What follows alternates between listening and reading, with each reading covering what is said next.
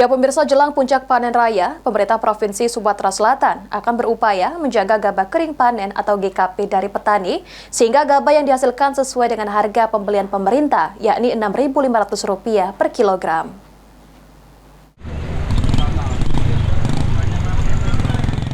Meski harga pembelian pemerintah atau HPP sudah ditetapkan dengan harga Rp6.500 per kilogram, namun, harga beli gabah kering panen di Sumatera Selatan masih ada yang di bawah HPP, yakni dengan kisaran harga Rp5.100 hingga Rp6.000.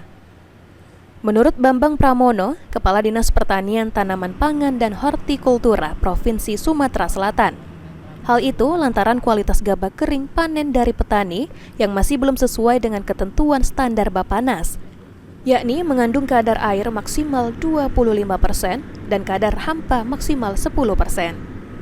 Sementara kualitas gabah kering panen petani di Sumatera Selatan saat ini masih mengandung kadar air di atas 30% dan kadar hampa di atas 25%, sehingga jelang panen raya, kualitas gabah kering panen dari petani harus ditingkatkan agar dapat diserap Bulog sesuai HPP.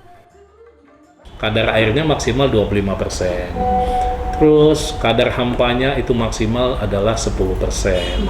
Baru dia dapat harganya Rp6.500. Nah, kita dapati mulai dari tanggal 15 termasuk Pak Dr. Suwandi, penanggung jawab produksi di Sumsel untuk kegiatan di tahun 2025, itu memantau langsung.